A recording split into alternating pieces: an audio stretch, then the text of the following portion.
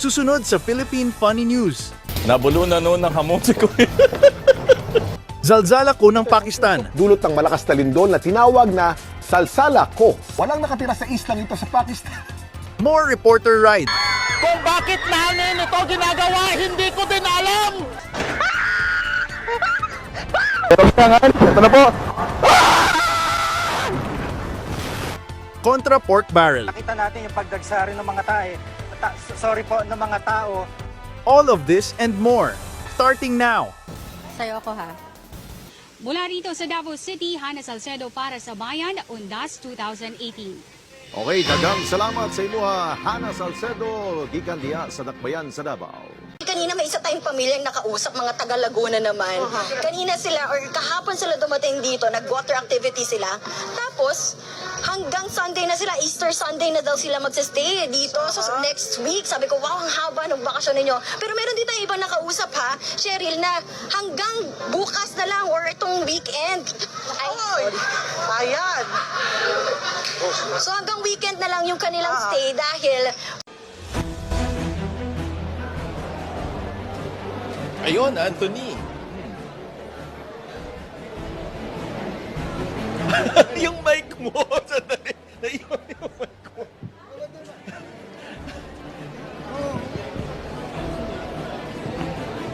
Oo nga, at nakapanayam nga rin natin, Anthony, kanina, si Senador Mark Villar. Panoorin po natin yung bahagi ng ating panayam sa kanya. Kapit na mga motorista, eto na ang busina sa petrolyo. So, sakaling manalo man, hindi ho ba, no? Sa mga uuwi bukas galing sa long weekend, Ate B, di ba nanalo, tuwang-tuwa kayo. Naku, magpakarga na po kayo dahil may pagtaas na naman sa presyo ng petrolyo sa susunod na linggo. Maglalaro po sa 90 hanggang 1 Gs. Good luck naman. Kada litro ang dagdag sa gasolina. Sa diesel naman, may nakita rin naman tayo dito, Angela, na mga kawani ng Highway Patrol Group ng Philippine National Police upang sila yung magbantay kung merong lalabag sa daloy ng trapiko dito mismo sa EDSA Guadalupe. Yan ay si alias Otin na nakipagbarilan daw sa mga pulis nang kakausapin lamang matapos matagpuan sa pinaniniwalaang escape route ng mga nasa likod ng nangyaring ambush. Posibleng kaanak din daw si alias Otin ni alias Fighter na isang kilalang notorious na kriminal na involved naman sa pagpatay ng ilang PIDEA agents sa bayan ng Wao noong 2020. Inaalam pa rin ngayon kung konektado rin ba si alias Otin sa anumang grupo habang tinutugis pa rin ang nasa 7 hanggang 10 nanguna sa ginawang pananambang kay Governor Adyong. Makikita natin na kahit nasa labas sila ng tindahan o nasa labas sila ng simbahan, ay makikita natin na hanggang sa ngayon natutupad pa rin yung social distancing. At yun na muna ang latest.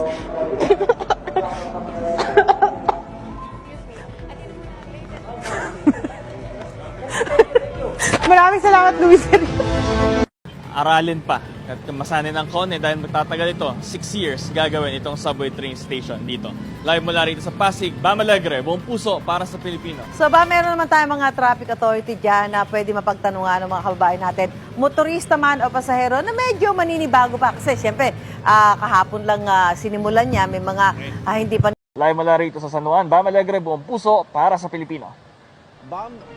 Baka kadalo ba si Mayor Zamora ganung na COVID-19 din ito?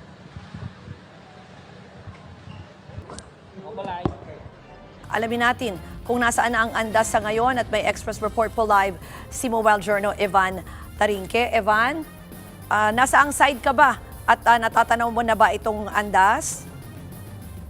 Bruce, katatapos lang kakalalagpas lang ng andas dito nga sa aking kinakatawa ng mga sasakyan. Paalala naman sa ating mga kababayan na ngayong Biyernes, bawal po yung mga plaka na nagtatapos sa numerong 9 at 0 mula alas 7 ng umaga hanggang alas 10 ng umaga at alas 5 ng hapon.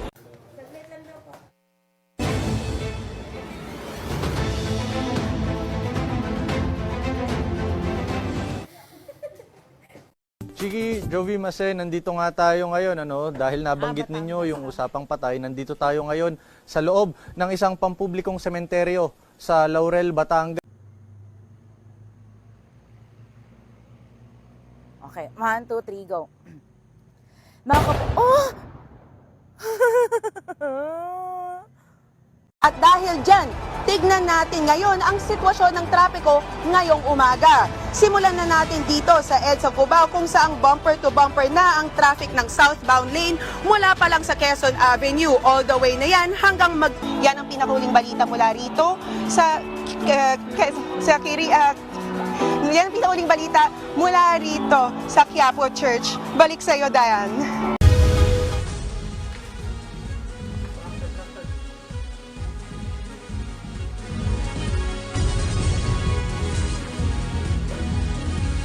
Patay matapos atakihin sa puso ang isang construction worker sa Cebu. Bronze medal naman ang iuuwi ng kapwa Pinoy pole vaulter na si Elijah Cole. At susunod, ano pang aabangan kay Atisha Manalo? Naalala naman po ni Pangulong Ferdinand Marcos Jr. sa kanyang mensahe ngayong Todos Los Santos at Araw ng mga Kaluluwa sa Linggo na patuloy na gunitain ang mga santo at namayapa. Kinumpirma ng Armed Forces of the Philippines na mas magiging aktibo ang Japan, France at Canada sa paglahok sa mga maritime exercise ngayong taon. Ayon sa tagapagsalita ng AFP na si Colonel Francel Margaret Padilla, patuloy na prioridad ang modernisasyon ng militar para matugunan ang mga kinakaharap nitong hamon. Tiniyak din ni Padilla na itutuloy ng AFP ang mga programa para pangalagaan ang kapakanan at kalusugan ng mga sundalo. Formal nang tinalaga bilang bagong pinuno ng National Telecommunications Commission si Ella Blanca Lopez. Bago pa man ibaba ang appointment ni Lopez, nagsisilbi na siya bilang OIC ng Commission. Inanunsyo rin ng Presidential Ay, sus. Office ang paghirang. Tutol ang grupo ng mga pribadong ospital sa report ng OCTA o Octa Research Group na sumipa sa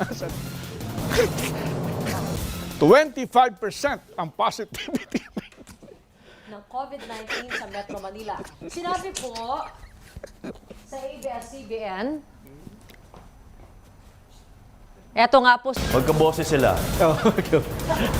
Tapos ba, Patrol? Tapos, yan po ang balita na nakalap sa aming mas malawak. Lapat pa, Patrol. Ang cute mo, Papa. Patuloy po kami maglilingkod, mga kapamilya. Kabayan! Naman din ito sa kalapit na mga probinsya. At ayon nga kay Governor Nelson Dayanghirang ng Davao Oriental, 3 na ang kumpirmadong patay dito nga sa Mati City. Pero noong pumunta tayo ngayon lang sa Mati City. Kaya nandito na nag-update kami ng, medyo hinaina ako nung aking... Mahuhubaran ka na ng kapote mo, Ivan. Kapote, alright. Nililipad na si Evan. Iingat ka dyan. Meron ba nakakasunti dahil sa mga oras na to, wala pa rin update. Okay, so medyo malakas talaga yung Okay lang yan, sige lang, go lang. Okay lang. At yan ang buong detalye mula rito sa Caloocan. Evan, bawal na sa mga pampublikong lugar dito sa Maynila ang anumang headgear na makakatakip sa muka ng tao.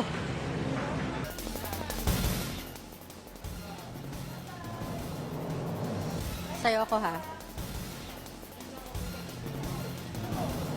Libo-libo nga po.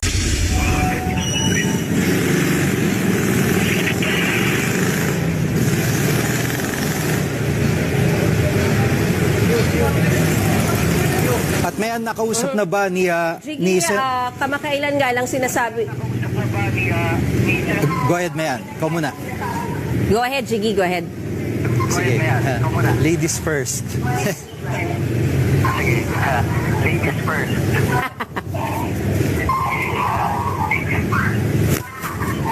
May nakausap na ba ni Senator De La Rosa ang iba pang mga senador?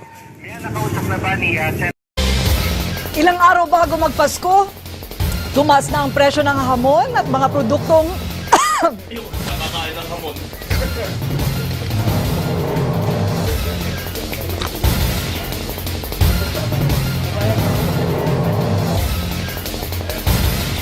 Nabulunan noon ng hamon si Kuya. At ilang araw po bago magpasko, tumaas na nga po ang presyo ng hamon. Testing 1, 2, 3. Matapos ang raid sa Commonwealth Market kahapon, At live mula sa Mendiola, Maynila, saksi si Michael Pahapi. Igan, pasado alas 8 ng tahimik na mag-disperse ang mga ralisa sa San Sebastian. Ngunit matapos ang ilang negosasyon, ito ay matapos na nag-disperse sila. Pagkatapos ito, hindi na sila nag-away sa sila simula. Pagkatapos ito ay nagkaroon sila ng pag-aaway na sa simula. Si Simon Ong ng IBC Congress TV para sa Detalye Live. Simon? Sino angkor? Yes, Simon, si Princess Jordan ito ng ISM o Integrated State Media. Walang hapon sa inyo dyan, ano? Mula sa TV5 Media Center, nangungun sa balita, si News 5 Senate Correspondent Mayan Los Baños. Mayan, una sa lahat, nasaan na nga ba si Senator De La Rosa? Kapatid, sino raw ang tumanggap ng kahong-kahong pera? LGD, muli nga lumahok, nag-participate sa pagdinig ng Senate Management Committee sa dating DPWH Undersecretary Roberto Bernardo at sa kanyang supplemental affidavit. Ang takot para sa iba, tinatakbuhan. Pero minsan, kailangan mo itong harapin at labanan. O di kaya, ay sabayan. Mga kapatid, mobile journalist Merrimon Reyes po, hatid ang mukha ng balita. At live mula sa EDSA Reliance, nauna sa balita si Gerard de la Peña. Gerard, ano pa mga apektado nitong pagkakapospone ng EDSA Rebuild?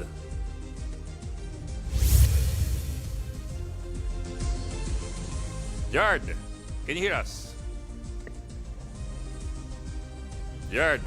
Okay, balikan natin si Gerard de la Peña. Maya-maya ng konti.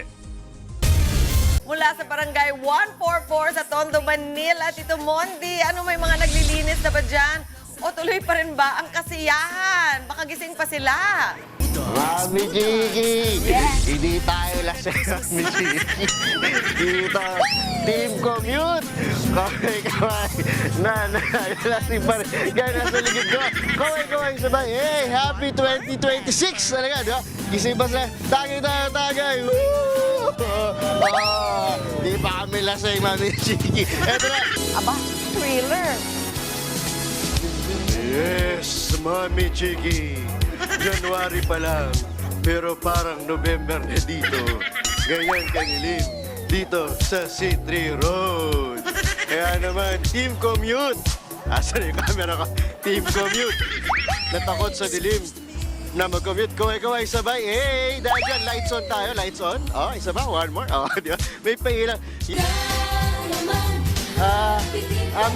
Mami Dims, ano po ulit tanong nyo? Parang medyo na malabo yung linya. Ano ulit, Mami Dims?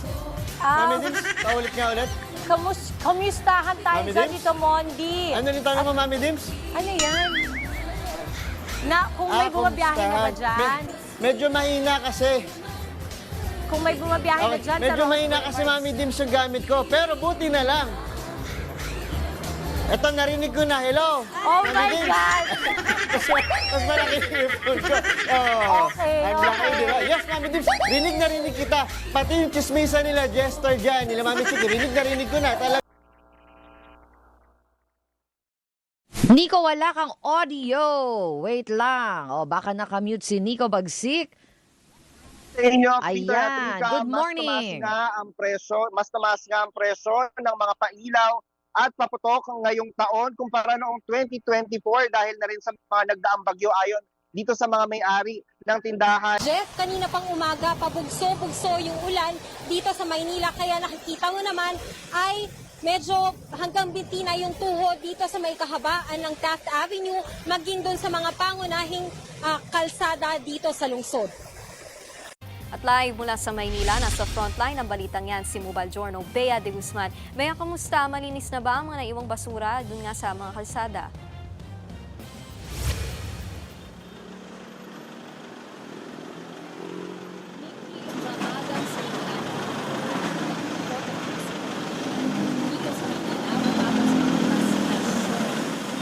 Lain-lain ang rason sa mga deboto nga nung may apil sila sa traslasyon sa itong nga Nazareno. Apan sila tanan naglaom nga madunggan ang ilahang mga pag-ampo o hangyo sa Ginoo.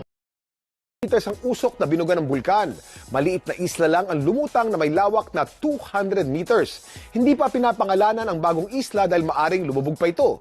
Pero kung tatagal ito ay magiging bahagi ng Tokyo kahit 1,000 kilometro ang layo sa lungsod. Hindi ito ang unang bagong isla na nabuo ngayong taon.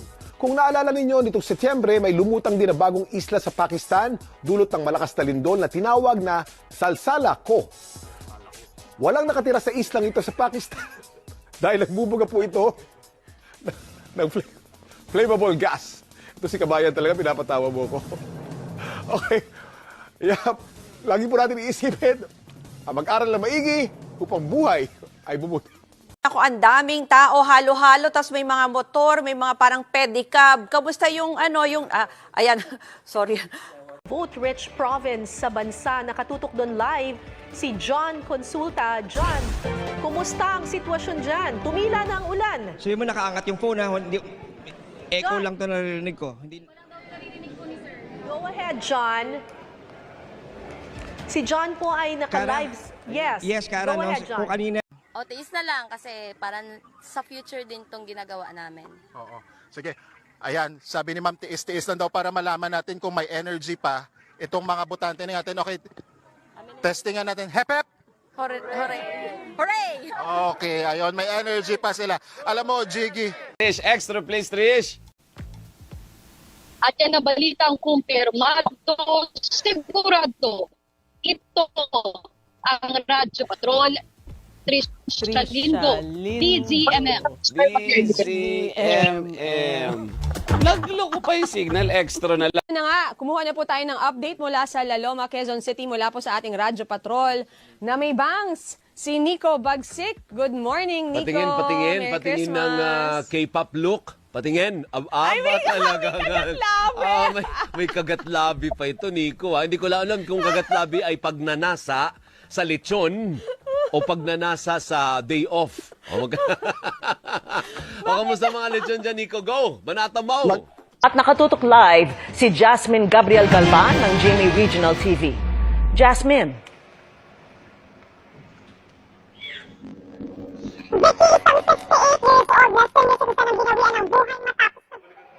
Mamaya na ho natin babalikan si Jasmine Gabriel Galban. At balikan natin ang Dagupan, Pangasinan. At nakatutok live si Jasmine Gabriel Galban ng GMA Regional TV. Jasmine.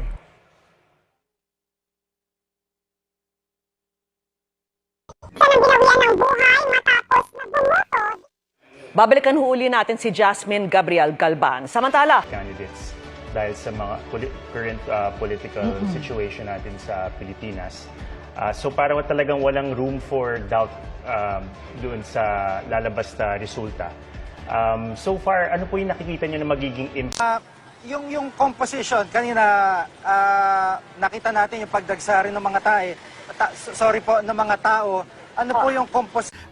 Sa kasalukuyan po, ayon sa Pag-asa, wala po silang namomonitor na sama ng loob ng low pressure area po dito po sa loob ng Philippine Air Responsibility.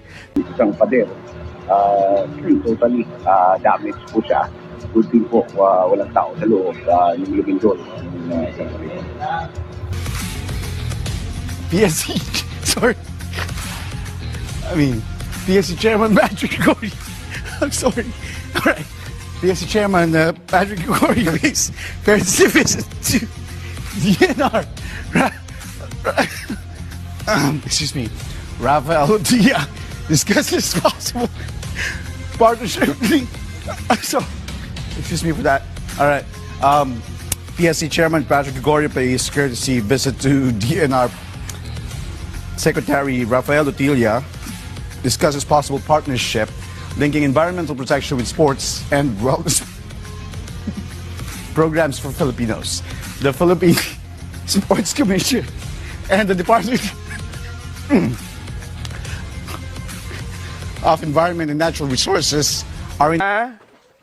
Sa umpisa pa lang, dito pa lang, medyo nakakatakot na dahil magamit talaga... Oh! Yun, so Ay, naku, tumatay yung Kakayanin mo balahibo ba? ko dahil ang Kasi dami ako nila hindi dito ko kahit medyo kakayanin. maliwanag.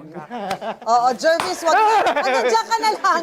Jervis, hanggang dyan ka na lang. Mga kapatid ay pasukin natin itong kanilang baby's room. Dito raw makikita yung ilan nga sa mga drawing nung kanilang baby, maging ang kanilang mga laruan! Mga laruan! Para sa Organic Encounter Magic, nakasabay ko riyan sina AJ at Jess na mula pa sa Taguig. At eto, sabay-sabay din kaming may hilo. Sabi nila, mag-distress daw tayo dito sa Enchanted Kingdom. Pero I don't know, mas nakaka-stress yata ito! Ayoko na! Tama na! Lord Jesus Christ! Happy birthday, Jesus! Nakaka-stress siya. At mga kapuso, isa nga sa mga pinakatanyag na rides dito sa Enchanted Kingdom ay yung Jungle Love Jam. Ito talaga yung sinasakyan ng mga magbabarkada, magkakaanak, basa na nga, ika nga. Pero yung new normal, hanggang 2 lang yung pwedeng sumakay. At kung mag-isa ka lang, dapat nasa dulo ka at naka-face mask pa rin. Pero nga, ito na po.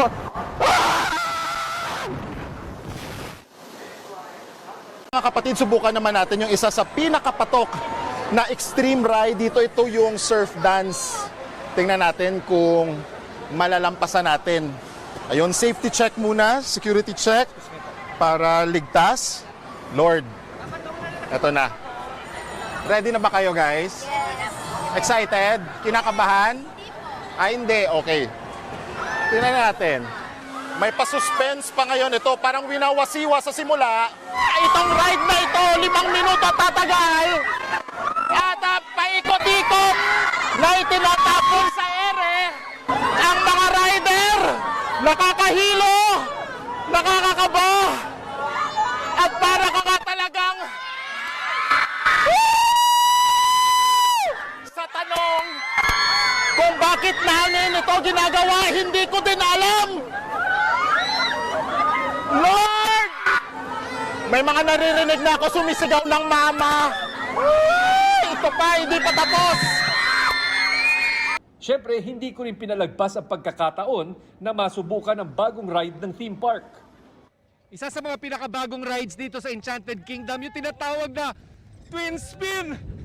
Isang uri ng roller coaster na umiikot, bumubulusok, at winawasiwas ka na napakabilis. Pero bukod dito, umiikot din yung mismong bagon kung saan ka nakasakay. Kaya napaka-exciting, napakabilis.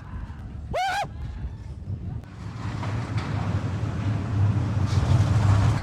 Kaya bata man, matanda o ano man ang edad mo, halika na dito sa Enchanted Kingdom ngayong Kapaskuhan. Isa ito sa pinakakinatatakutang rides dito sa Star City, mapabata man o matanda. Dito halos 3 minuto ka paiikutin sa ere. Yung kaligtasan, sigurado ka naman dahil sobrang higpit ng handbar. Pero yung tapang ko, hindi ko sigurado kung tatagal ng 3 minuto! Pataas ng pataas ang pag-ikot na tila mahihilo ka. Bakit ka ito pinasok? Maya-maya pa, Ikaw na mag-report. at matapos ang ride, Ayan, so confirmed. Nawala yung tapang ko. Subukan natin tong extreme tower na extreme din ang taas. Dahil takot ako sa heights, good luck. Ang taas na. Pwede ba hanggang dito na lang? Oh my God. Kita ko na yung GMA. Oh my gosh, ang taas na. Oh my gosh.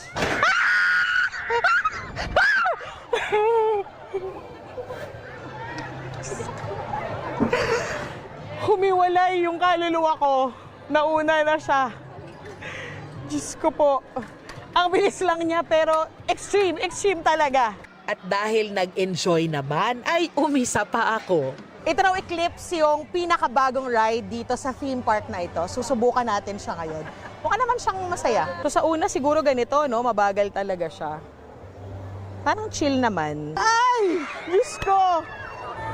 Oh, ay! My God! Akala ko mabagal lang, ang bilis pala nun, kuya.